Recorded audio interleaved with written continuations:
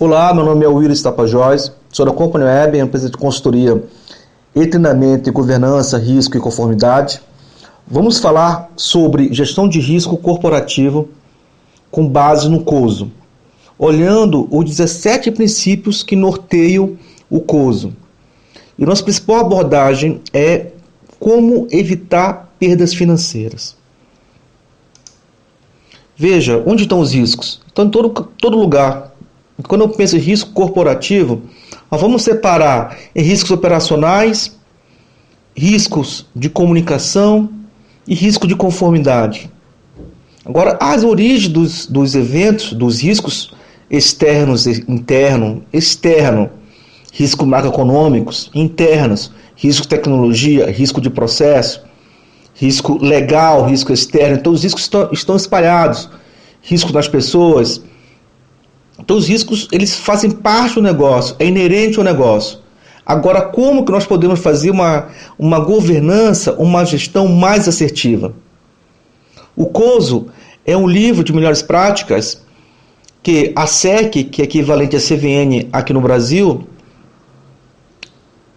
usa para ajudar a mapear os riscos corporativos de uma organização. Então, todas as empresas que fizeram a IPO, ou seja, oferta pública de ações de Nova York, são obrigadas a seguir a Lei SOX.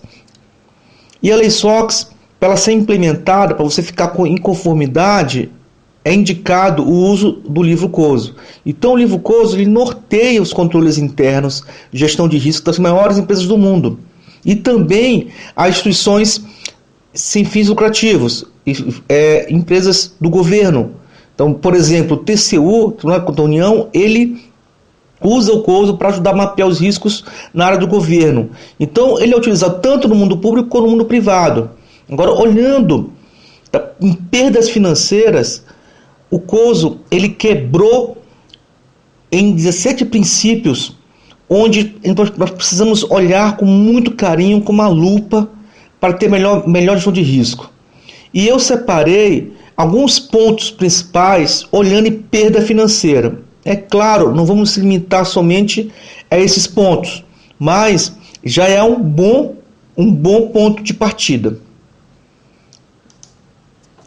Então nós temos um ambiente de controle, que é o primeiro componente do COSO, que é a base de qualquer gestão de risco corporativa, a gente olhar o topo da administração da empresa, ou pública ou privada. Então, quando eu falo ambiente de controle, é a instituição dá o tom de risco. Qual que é o nosso apetite a risco? Até onde que nós vamos? Quanto maior o risco, maior a oportunidade. Nós sabemos disso, faz parte do negócio. Entretanto, hoje um risco, uma exposição a risco grande, pode sucumbir a tua organização. A tua organização pode falir. Então, nem os acionistas, nem os sócios, ninguém, a sociedade também não quer que uma empresa entre em falência. O impacto é muito grande. Então, precisamos definir qual que é o apetite a risco da organização. Esse é o que norteia. Se eu fizer mal esse primeiro indício, aumenta a probabilidade de perdas financeiras. Impacta diretamente no financeiro uma exposição a risco e se ela se materializar. Então, todas as empresas do mundo, órgãos de governo, etc., parte do COSO. O que o COSO orienta? Defina no ambiente de controle quais são os valores éticos, qual o apetite a risco, qual a filosofia de risco. Estabeleça as responsabilidades de supervisão. Limita as autoridades, definir as alçadas de decisão. É importante que o conselho administrativo ou os sócios definam quem é que vai tomar a decisão, quem é que vai ser o dono da governança, quem serão os fóruns de decisão.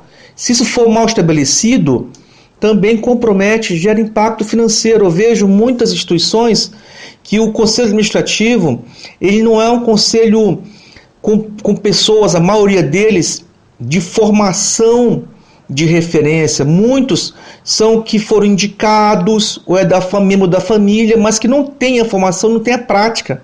Às vezes tem até a formação, mas não tem a prática. Então é importante participar do conselho quem tem uma base teórica forte e prática forte, para definir, ajustar o que é risco para a organização e tomar decisões. Políticas, outro ponto importante, definir as políticas do risco. Então, se a política está mal definida, se ela não tem ônus, como é que fica a organização? Novamente, nossa temática aqui, exposição a risco, perdas financeiras. Então, aumenta a probabilidade de perdas financeiras. Então, eu preciso definir uma política que norteie toda a organização. E quem não cumprir a política vai ter ônus. Se não tiver um ônus claro, as pessoas não seguem, principalmente no Brasil. Nós não somos pessoas que gostamos de seguir processo, de seguir regras. Atrair e reter bons profissionais é outro desafio. Eu estou pensando em ter um ambiente de risco controlado, eu tenho que ter boas pessoas, excelentes pessoas. Qualidade sai caro, não tem jeito. Os bons profissionais são caros, então precisamos investir neles. Quanto custa ter um profissional ruim? Quanto custa a tua organização? Já mediu isso? A gente não mede os nossos erros, só os sucessos. Vamos medir nossos erros. Outro ponto, avaliar o desempenho das pessoas, colocar bônus, isso ajuda a motivar o clima, ajuda a manter todo mundo alinhado, seguindo a política, levantando novos riscos. Outro componente do curso, avaliação do risco. Vamos definir quais são nossos riscos, riscos operacionais, risco de conformidade. Como que você vai responder ao risco? Eu vejo muitas empresas dizendo, eu aceito o risco. Tá bom. Quanto custa quando esse risco se materializa? Vamos medir. Não seria melhor ter implementado o plano de mitigação, o plano para entrar em ação caso o risco se materializasse? Então, o dinheiro vai indo. Quando a gente fala perdas financeiras, está indo. E são muito desse dinheiro que está indo, ele é escondido, ele não aparece. Não é contabilizado de uma maneira que não fica transparente para a organização. Precisamos entender esses riscos, mapeá-los e monitorá-los. Identificar mudanças nos negócios. Está dentro de avaliação de risco. Qualquer mudança de negócio, novo produto, novo serviço, mudança de filial, ampliar a fábrica, qualquer mudança no negócio, precisamos colocar na cultura organizacional uma análise de risco minuciosa. Quanto custa uma mudança mal feita, desfazer o lançamento de um produto, de um serviço? A atividade de controle, precisamos controlar nosso ambiente. A TI é um dos pontos centrais quando eu falo em controle, automatização, monitoramento, e a TI tem muita exposição a risco. Precisamos entender melhor os riscos que nós temos com a TI. Informação e comunicação, qualquer comunicação, seja dos relatórios financeiros, seja informações sobre a empresa, qualquer informação hoje, ela tem que ser comunicada rapidamente e com responsabilidade, com transparência. Quanto custa um boato sobre a tua empresa, sobre a tua marca? Qual a velocidade das redes sociais? Qual a velocidade da internet? Então precisamos ter o processo de comunicação, o controle de risco e a comunicação com todos os meus stakeholders, seja interno ou externo. Precisamos ter todos os impactados mapeados e um plano de comunicação aderente. Monitoramento faz parte também, precisamos fechar o ciclo da gestão de risco com monitoramento. Qualquer desvio, qualquer materialização de risco, qualquer novo risco, preciso comunicar. Então eu tenho que estar monitorando todos os meus controles internos. A gestão de risco corporativa, ela cria um acervo de risco. A partir desse, ele vai nortear a minha gestão, a minha governança. E eu não posso ser reativo, tenho que ter mais ações proativas, que custa mais barato, do que ações reativas. Quanto custa um recall? Quanto custa um erro operacional? Quanto custa um erro de comunicação? Então precisamos mapear os riscos, identificar os riscos, dar resposta por risco, identificar, colocar controles internos, monitorá-los e criar tudo isso de uma forma de um processo. É um processo de gestão de risco.